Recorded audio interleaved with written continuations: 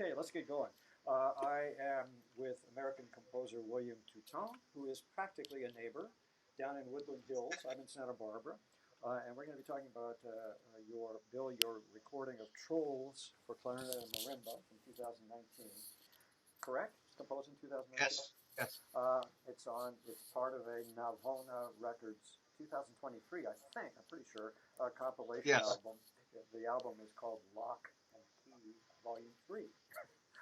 And Yes. you have two wonderful players to play this work, clarinetist Rain Moore and Mike Williams on marimba. Right. And that's such a nice combination. I'm a clarinetist. I fled from the instrument when I realized conducting would be easier. And when I can't remember his name now, a very famous clarinetist at Kepl said, "Now we will make clarinet reeds." And that's when I said, "No, I think I'll just go over it and do conducting." Anyway, what I'm trying to say is I do, however, love that color combination. And this is such a soft, wonderful, charming three-movement piece: tipsy trolls, pensive troll, capricious troll. And tell me the story. I'll tell everybody about who you are later. But just since we're on trolls, tell me what was this? What brought this obsession with trolls? Well, the year before, my wife and I took a trip, a Scandinavian trip, and we spent a good deal of time in Norway. And everywhere you go in Norway, there are trolls. Everybody seems to believe in trolls. There's a place called the Troll Highway, we toured on a bus, which was very scary because it's very circuitous. And all around Norway, there were little piles of rocks. And apparently, trolls come out at night. And if they are still out when the sun comes up, they turn into a pile of rocks. So there are piles of rocks, That's and they're very about trolls. Yes, that's very droll trolls.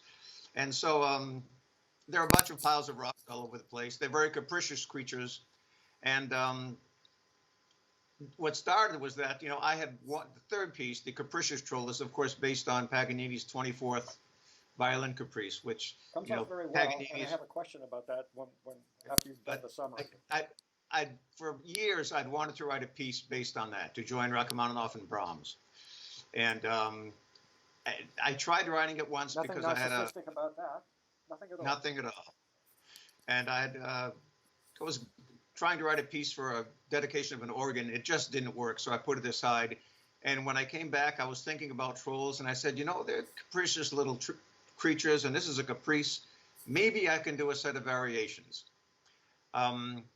Years ago, I had written a piece for clarinet, cello, and marimba called Cells. I saw that on YouTube. I saw some other pieces, but I don't think that was on YouTube. No, that's 40 years ago, maybe more.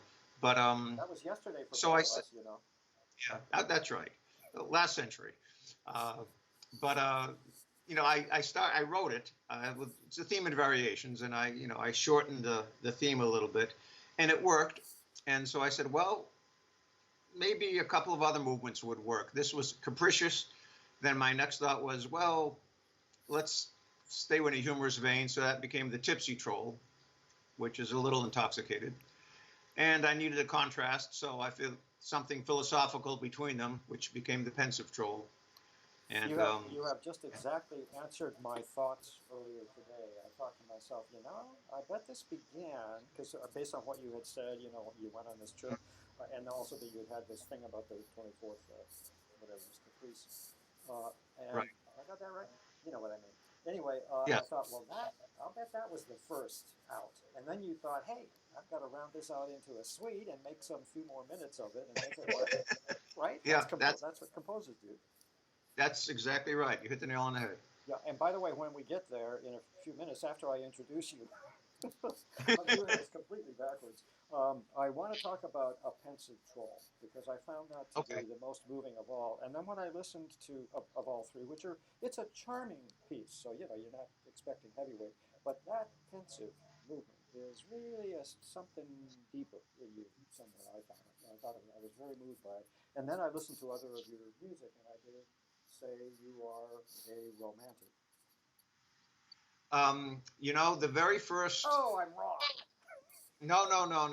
The very first CD that came out in the 90s that had a piece of mine on it, which was a suite for piano. the title of the CD was New American Romantics. Damn good, So, Kepl. Damn good. Okay, so let's introduce American composer WilliamToutant. Okay, BA, MA, George Washington University. Your PhD in music theory and composition from Michigan State University. Joined the music faculty. This was where we were bonded by some kind of something or other. But you joined the music faculty at California. I think it was still Cal State Northridge in 1975. Right. It became California State University Northridge or something like that. In 1975, I had left Cal State Northridge, as I told you, around the early 70s, because right up over the hill, over in the Emerald City, over the hill, was the brand new Walt Disney California Institute of the Arts, this monstrous, huge, gigantic structure for arts and music and cinema. And, as I told you, I didn't have to take that damned piano. Listen, are you listening, Cal State University Northridge? I didn't have to take that damned piano proficiency test, which scared me to death for about 2 years. And then I thought, Cal Arts, that'll be good. Anyway, enough of that. But yes, you've been on the faculty. You retired. You've been professor emeritus since 2013. Right, 2013. And then from 1995 to 2013, you wrote and hosted a weekly radio program, the KCSM Opera House. That's Boy, right. that must have drawn all of 3 university students. Yeah, give me a break. That's crazy. And you live in Los Angeles with your wife. Ligia? Yeah, Ligia. Ligia, thanks. Ligia, yeah. Okay, and then a brief on Rain Moore and Mike Williams. And again, you and I talked a little bit before. This is kind of the wonderful thing that Navona does. It will hire an ensemble or a couple of ensembles to put together, let's say, a chamber music album, which is what you're on in this particular case. So you don't really know these people. They're not friends and neighbors and fellow faculty. Correct me if I'm wrong. No, I didn't know them at all. But first-rate clarinetist Rain Moore. She's on the faculty at Boston Conservatory in Berkeley, Conservatory of Music at Berkeley. That's what I was trying to say. They got it wrong in the bio there. And the Longy School of Music of Bard College. Principal clarinetist of the Boston Philharmonic. And I've just lost the name of the conductor. My good friend / who conducts the Boston Philharmonic, I think until recently. Benjamin Zander. There you go, Ben. Thank you. Wonderful man, but I haven't heard much of him in the past year or so, so I hope everything's okay. Anyway, and then Mike Williams Marimba, born in 1954. Why did they say that? I guess just to torture us. Professor of music and director of percussion studies at Winthrop University in Rock Hill, South Carolina. So, I mean, first class Bachelor of Music degree from Fulham and so on. Northwestern University, PhD from Michigan State. Was he kind of too late after you had? Yes, yeah. That's what I figured. Yep. Just like I missed you at Northridge. I had already moved on to California. So 2 wonderful musicians. I mean, the playing is superb, and the recording quality. I'm not an acoustician, but when things are just clean and clear and exactly right, you got something. It is. I mean, at some point you can even hear Rain inhaling between phrases. It's that. I love that. Yeah. And let me tell you a story about that.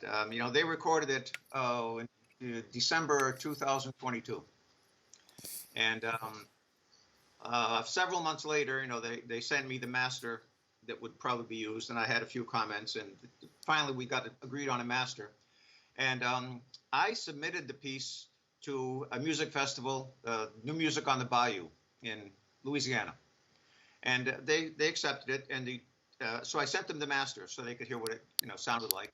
And when I got there for the performance, both the clarinetist and marimbist, percussionist, were excellent.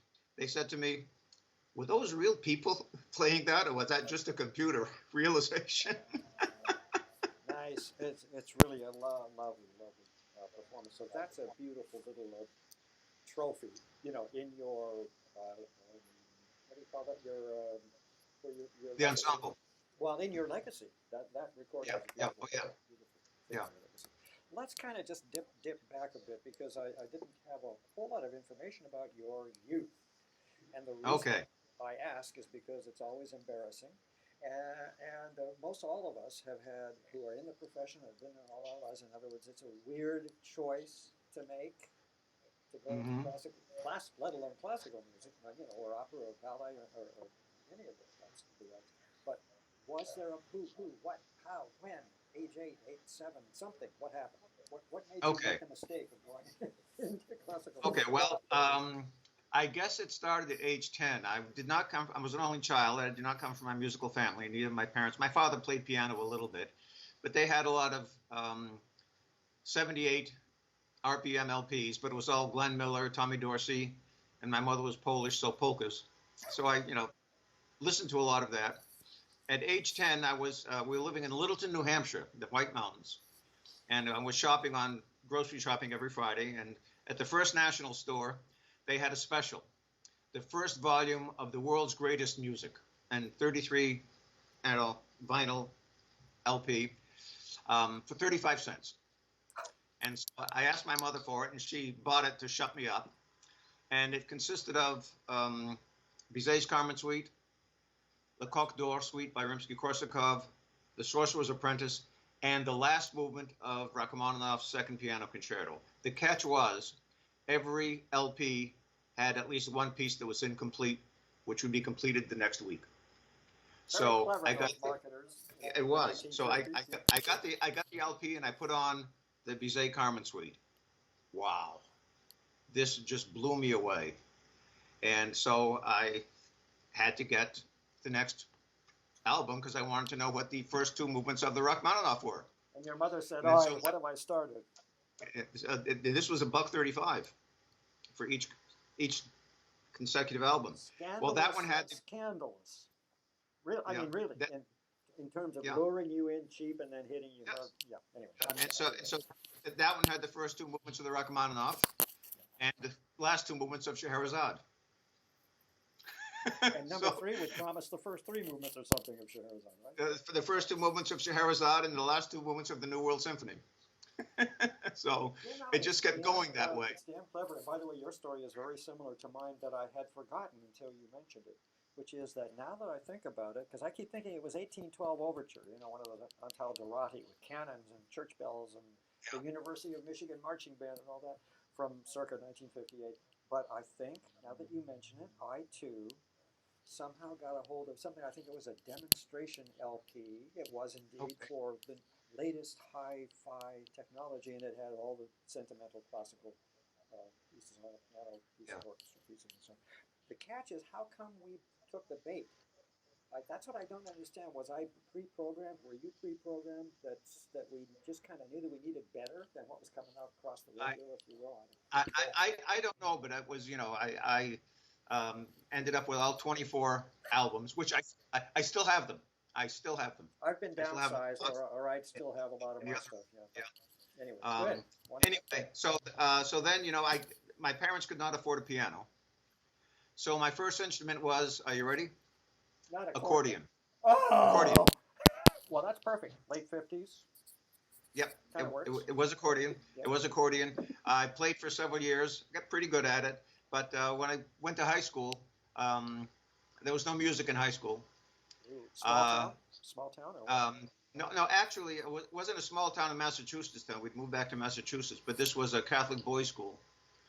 And an excellent college prep school, and I was interested in being on the debate team, so my music went on hiatus. I got on the debate team.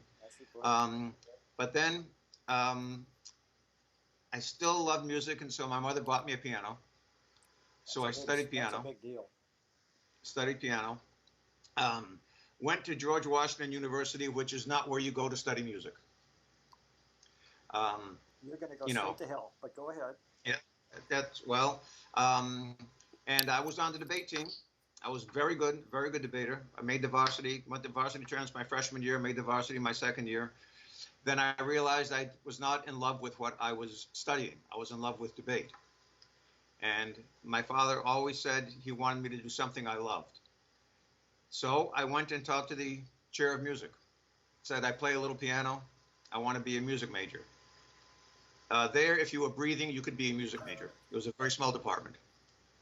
So I By the became way, a that's music a major. great fortune. That's a great thing. I have a Yeah, feeling you're going well, to tell me it was a uh, great thing. I became his assistant conductor for 2 orchestras. He was a conductor of community orchestras. Um, I was half of the orchestration class when I took orchestration. Uh, it was well, I remember that I took harmony during the summer because I started late. And I remember my harmony teacher's name was Robert Paris, very fine composer. At one point, we were doing Bach chorales, and he said, you could be talented at this, but you're very careless. You got parallel fifths all over the place. He said, so I'll tell you what. You write another parallel fifth, you get an F for the course. Not for the assignment, for the course. I never wrote another parallel fifth. Um, well, after that, bastard, and the other part of me says, yes, you really put that kid in proper place. Yeah. Anyway, but and I wanted to be a conductor. Don't we all? Yeah, don't we all? And so, I was assistant conductor for 2 orchestras, and that meant I got coffee for the conductor, and I played whatever easiest percussion parts were there, where you just had to count and bang something, so we didn't have to hire an extra ringer. Yep. And I studied conducting, and one summer I went to a summer music festival in Pennsylvania, Ambler, Pennsylvania, Temple. The guest orchestra was the Zagreb Philharmonic, and they had a lot of students from Juilliard and Curtis and Cleveland Institute, and I did well. They let me conduct a part of the second movement of Beethoven's Ninth with the Zagreb Philharmonic, so I was one of the better conducting students. But the politics really turned me off.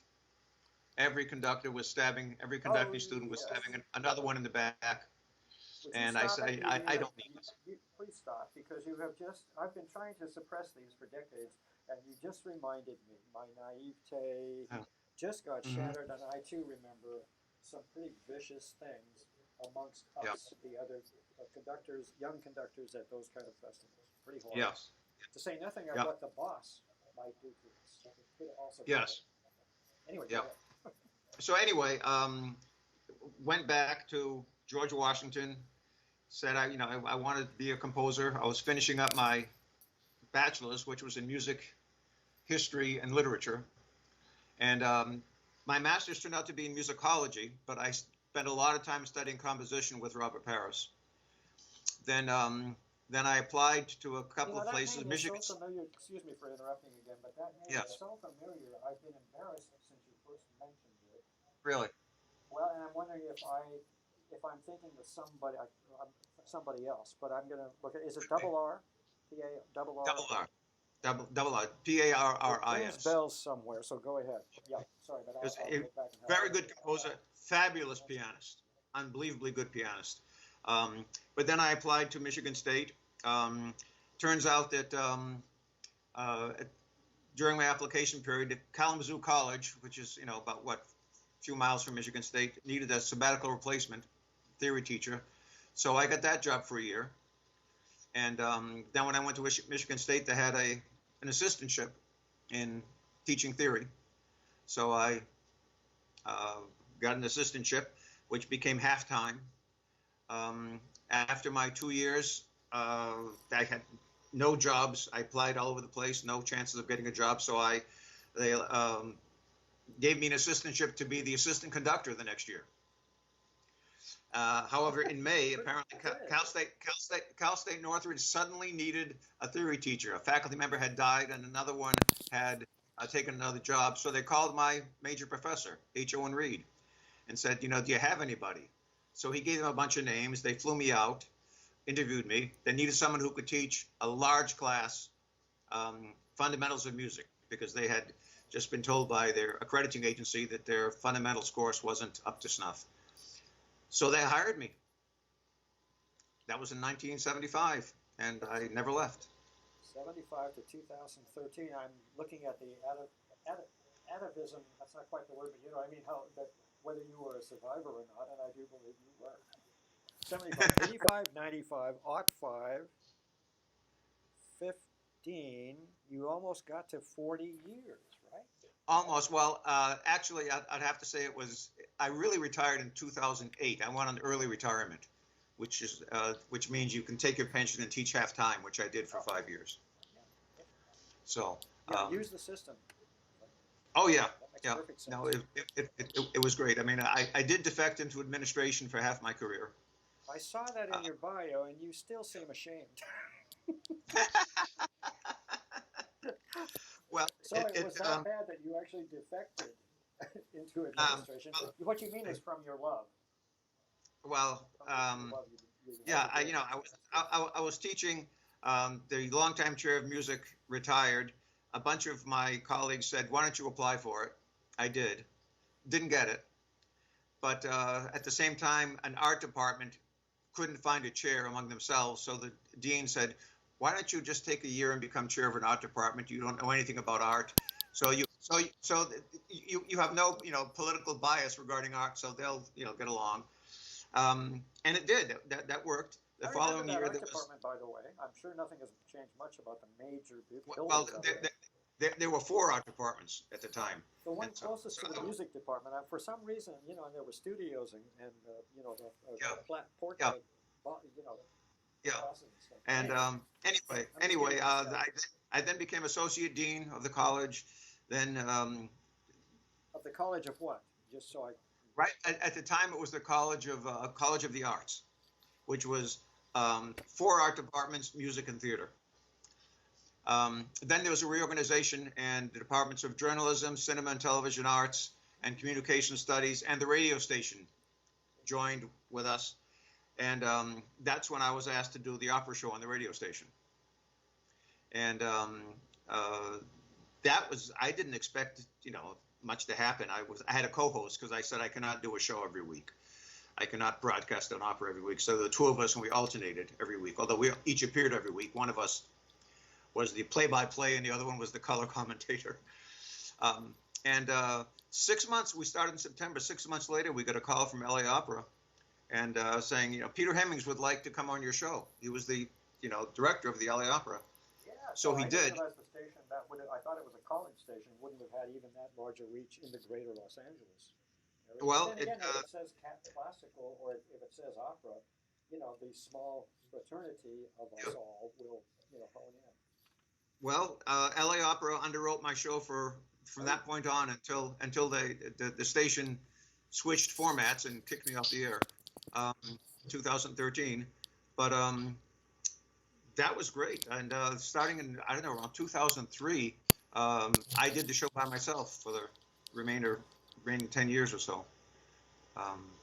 And it was a lot of work, but it was a lot of fun because part of my agreement with the LA Opera is that I would interview someone from every production they did. Oh, that's so easy. That's such an easy. I interview people, yeah, all over the place, and thank you. I'm going to keep that one in mind. I'm thinking of the local folks here. So I think we need to discuss Trolls. Okay, let's go back to Trolls. That was a long story. Let's go back to Trolls and just kind of do an overview. That was a good story, though. First of all, let's see. The composition date is. Did we get it 2018? I think. I think 2019. The trip was 2018, I think, and I wrote it in 2019. So we're approaching COVID. Mm-hmm. Right. And then there's the wonderful. Is it a quartet? I can't quite remember. I don't have my notes handy, but there's a piece about COVID. In fact, that piece is called Quarantine Quartet. There you go. And that's on. I saw that performance, by the way. I'll put all that. That's on YouTube. Oh, and incidentally, I just found out that same quartet, the Lehner Quartet, is going to do it at Carnegie Hall in April. Oh, nice. So. You'll be flying out, I presume. No, because I have another trip planned on that exact day, so I can't go. Fair enough. Anyway, so I'm just trying to get a little. I want to go back again because I feel I need to fill in some holes about works previous to this piece we're going to focus on, which is what is it? 9-10 minutes, really? 3 movements, something like that. 3 minutes here. I don't have it in front of me just now, but it's not a lengthy piece. So I'm just. Trolls is about 13, 14 minutes. Is it? Okay, because I remember seeing 3 minutes and then and I got a little. One of them's about 8. I think the slow movement was a fairly. I've got it right here. 3:30, 6:11, and 4:34. Okay. So So what I'm trying to get into some kind of perspective for myself, as much as anything, is the body of work leading up to this piece. Not to say in detail, but just what I mean by that is what kind of trajectory were you on? Or is it a chamber music thing? Is it an orchestral thing? You know what I mean? Does this a spur to chamber music pieces? See what I'm trying to get at? mostly chamber music because it's so difficult to hustle performances for orchestral pieces. That's right. We And know all about a that. large ensemble. Yeah. And considering the amount of work of writing, producing the score, producing the parts, editing the parts, the amount of work that goes into getting it ready for maybe one performance is, boy, you have to really want to write the piece. The word pendulous just came to mind. Okay. And Okay. it reminds me of so many opera composers I know, in their youth, then and now. And what is the drive? Because we all know that an opera is 14 times what you've just described. Right. And the transfers Right. are exactly one, if at all. I mean, the thing is, why and how? Let's chat about that for a little bit. Why and how is it that we won't quit and say, okay, Dad, I'll become a dentist? Yeah. That was my dad. Gosh. He begged me to be a dentist. There's I don't want to say it's an itch you want to scratch. Maybe it's just that you write a piece and then you say, I can make it a little. I can write a piece that's a little better than that. I learned something. So, or I have an experience. Like this Trolls, which came out of a trip to Norway. Another piece came out of a trip to Cambodia. I'm just finishing a piece that came out of a trip to Italy. I didn't realize until I thought of it how much travel has influenced my music. It hadn't in the past, but lately. But there's always, there's a piece of music in that, or I can improve this a little bit better, and so it just It's a habit. keeps going. You can't let go. I've got it's a habit, I was just on an extended trip with my wife, a cruise, which and I didn't take any. Well, I took some music paper with me, but I didn't do anything. Right. And boy, at the end of the cruise, I was itching. I had to get back. I had. Oof. In a way, it was good because I was finishing a piece and being away from it that long. I came back and I finished it. Yeah. So you worked it through. During the trip, which you've forgotten entirely otherwise, and also your wife has been wondering why you didn't speak to her for days on end. Right? Honestly, well, like I said, the arts are a kind of, I guess everything is. I'm seeing a young kid who's a car, little stories where he fixes cars, and that is his life now at age 14. That's going to be his life until he dies, and he loves every minute of it, and he'll never get away from it. You can tell, and I think that's just part of the mystery why all of us fall into certain things in a obsessive is too hard, but in that way we just can't get away from it. Love that. Okay, here we go. Okay. And as people who watch this know, I kind of do a stream of. It's the only way, really. You listen to it, and as you listen, you do a stream of consciousness thing at the typewriter, at the computer, and then later, when I write the full review, I'll flesh it out and so on and so forth. But so these are just kind of thoughts as they popped out of my head, and right away. Okay. And the title is Trolls, and in a way you can't help but giggle, even before you hear it. In a way, you can't help but giggle a little bit at the title Trolls. And, you, the audience, are kind of prepared for something possibly a little bit playful. So I say from the very get-go, the first movement is just playful from the first notes. The two instruments enjoy. This is the tipsy troll, the first movement. Yes. And they enjoy this kind of camaraderie that you manage so well between the two instruments. It's not just statement response or anything. It's a real kind of almost sometimes unpredictable camaraderie, and everyone can imagine people. In this case, I'm imagining two because there are two voices. Together after a good night at the pub, sort of thing. Engineering is nice, as I mentioned, but just the sound engineering is really nice. Kudos to Parma and to. And I must say that Rain and Mike really captured the tipsiness, let's say. And there were fun written things too, the little slurs and slides and sometimes rhythmic unsteadiness and that sort of thing. So, Yes. so I'm thinking after that first one, as you have the timings better than I at the moment, but like that first movement is 3 minutes or something. Like a quick little introduction, you're telling an audience, don't worry, we're going to have a good time. Yep. We're going to have fun, and you see Yep. it's a tipsy troll. Get your imaginations going. Then comes a pensive troll. Yes. And keeping in mind that the first movement composed, remember everybody, was a capricious troll, the last movement. But I love the mysterious opening, the distant marimba kind of quivers. What colors, what glorious colors. Well done, Mr. Composer. The clarinet rising up out of all that, interesting.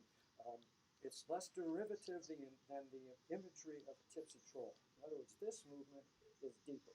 If you get my drift, Yes. It's not quite so so painterly, so landscape. Right. Well, I needed a contrast between the first and last movements are tongue in cheek a bit. Mm-hmm. I needed a contrast.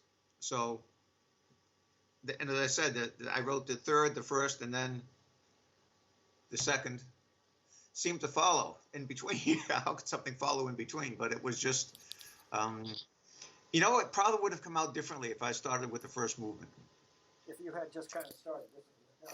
Yeah, I think so. I think having the two bookends being somewhat tongue in cheek, that really focused me to have something much more quote unquote pensive or philosophical. Here's my guess, because again we're reminding ourselves. I love the process.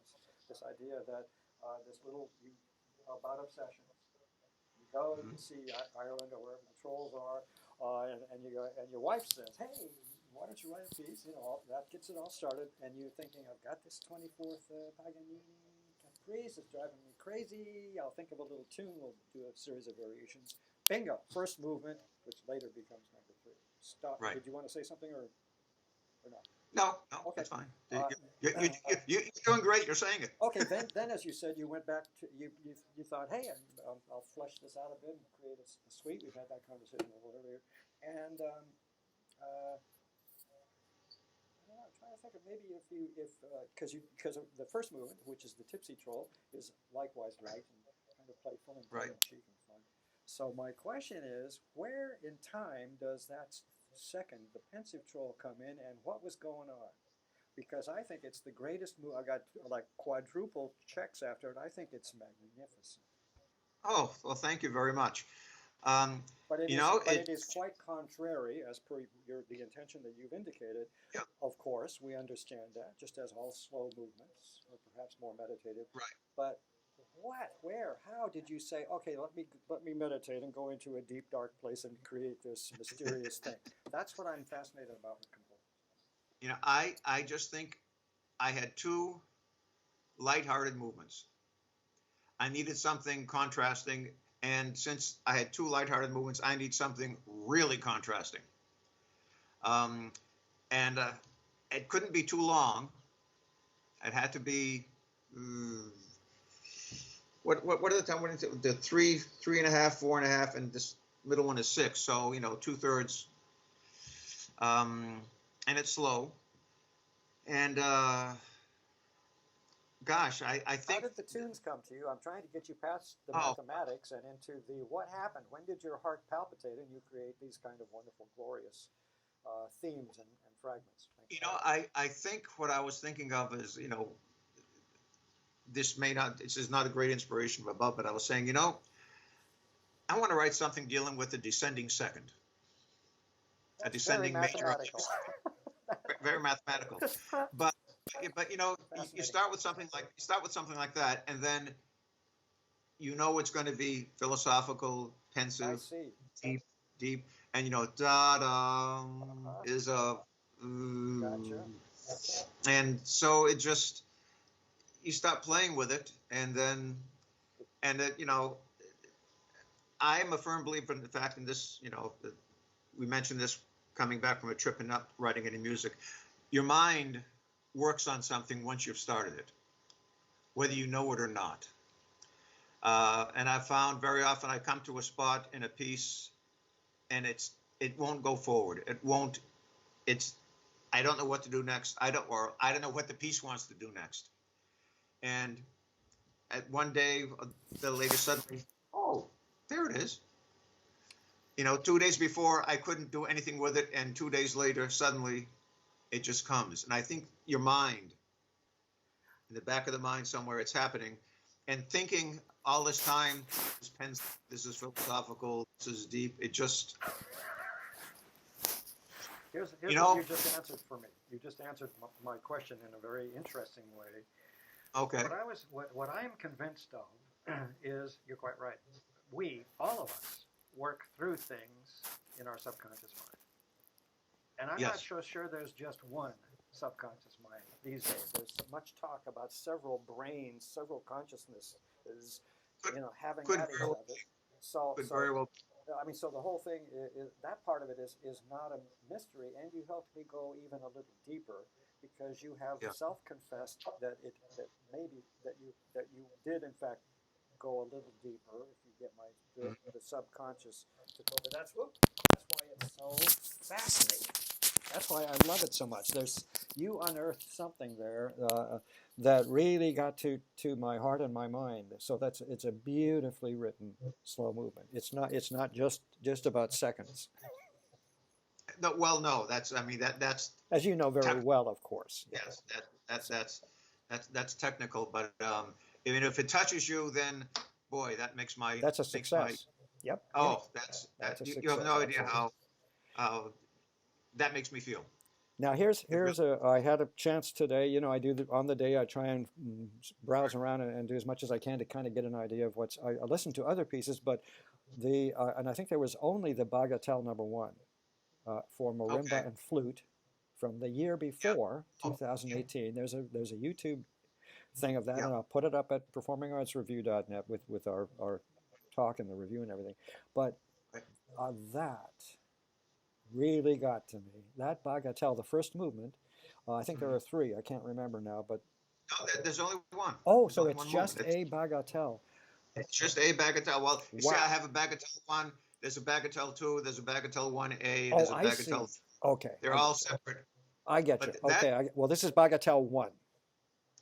And that was written in the 1990s.